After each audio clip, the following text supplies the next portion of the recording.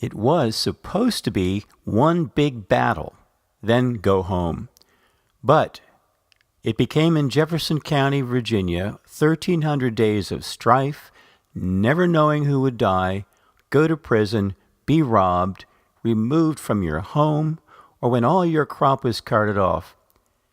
Yet, for those freed African Americans and once enslaved, the hour had struck for greater freedom and new, better worlds.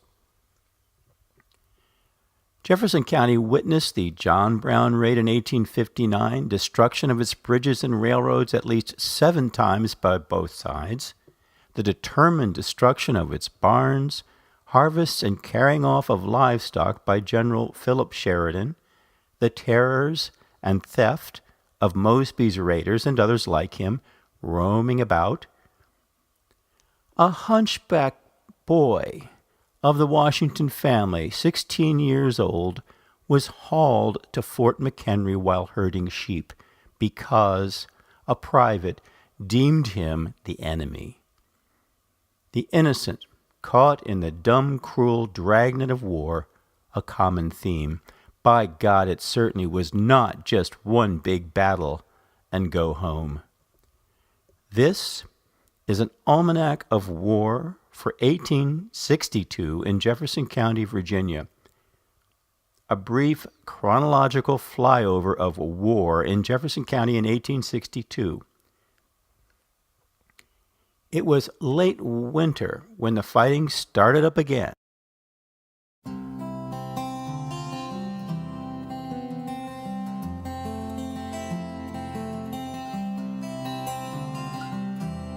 February 7th. Weather pleasant, clear. Federal Colonel Geary crossed over into Harper's Ferry and burned the Wager House Hotel, the Galt House Saloon, warehouse, ticket office, and water station. Also 38 panels, 570 feet in length, of woodwork on the double-track iron truss link through the Arsenal Yard and Boatway Bridge. March, April. The enslaved chase the Freedom Train. I've got to steal away home. Union General Nathaniel Banks' army accepted the thousands of enslaved persons seeking refuge and freedom with the army. My Lord, he calls me. They were taken to Harper's Ferry, altering official policy out of necessity, and put them to work in many ways, but treated as freemen. Got long to stay. David Hunter Strother wrote of some of the newly freed in Charlestown. They were verdant but intelligent youth, in cornfield clothes, and had their wool plaited in barbaric twists. May 28th. Weather, threatened rain. Charlestown skirmish.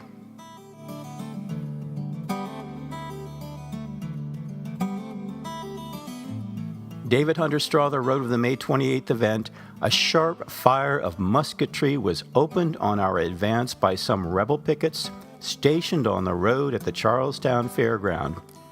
Ashby was there as usual, circus riding up and down. We brought up our battery and opened with shells. 6 shots cleared them out. Riding forward, I got the cavalry to advance, which they did in good style, notwithstanding some straggling shots against them. When I got to Mrs. Hunter's house, my relative, I stopped and stood guard over it. The troops went firing down every cross street as they rushed to the other end of town."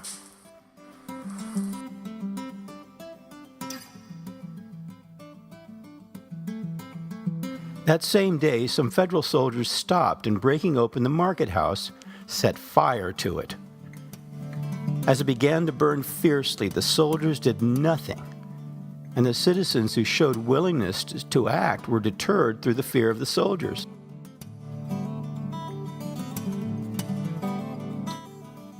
The flames rose fiercely and threatened to destroy the village. Seeing a young officer with a squad of men halted in front of the Redmonds Hotel nearly opposite the courthouse, I put him to guard the streets and then invited the citizens to get out their engines and to prevent the further progress of the fire. Negroes, women, and all turned in, and in an hour or two the hall was burned down, but all the adjacent buildings safe.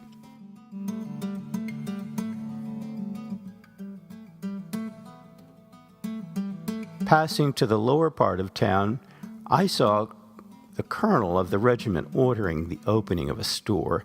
He said he'd been ordered to search for Confederate arms and stores. This was a lie. I left in disgust. Later that day, while we dined, cannon began to roar at the other end of town, and scattered horsemen galloped to the rear. Presently, a whole squadron rushed by as if the devil was after them.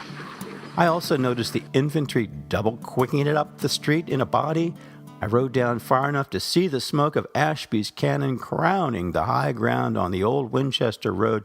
Everything looked like a disgraceful stampede.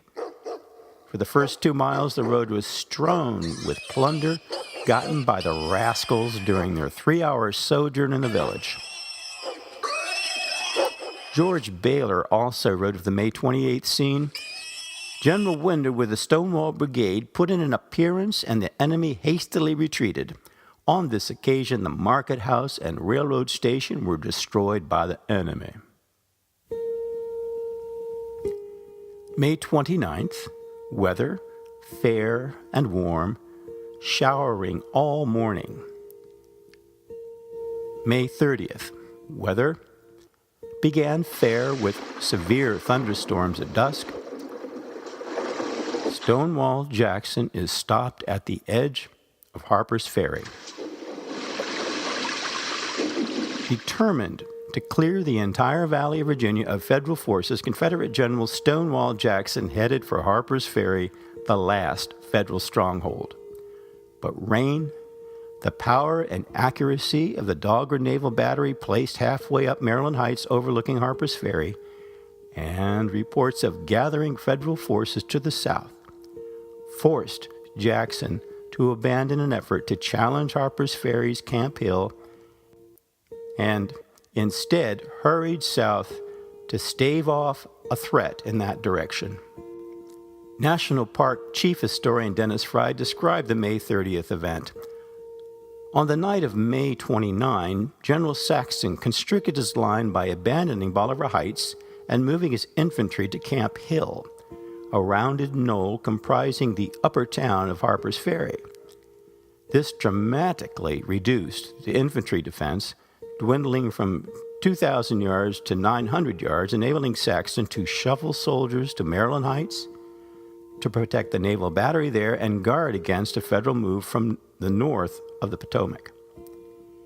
But Jackson only teased the Federals with some skirmishing from afar.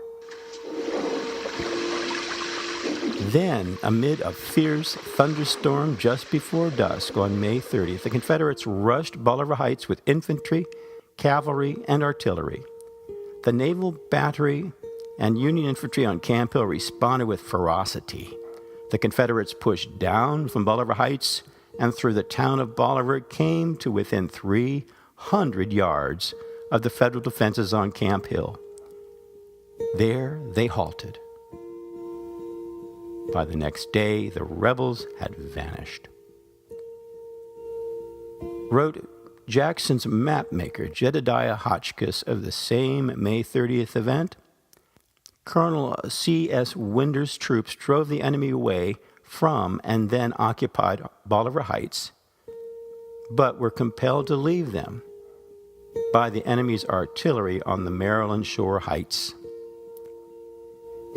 Federal Commander Rufus Saxton received a Congressional Medal of Honor for his work, and he wrote of the May 30th event, "The rains descended in torrents Vivid flashes of lightning illuminated at intervals the grand and magnificent scenery, while the crash of thunder echoing among the mountains drowned into comparative insignificance the roar of the artillery. Major fighting moved further south in Virginia for most of the summer of 1862.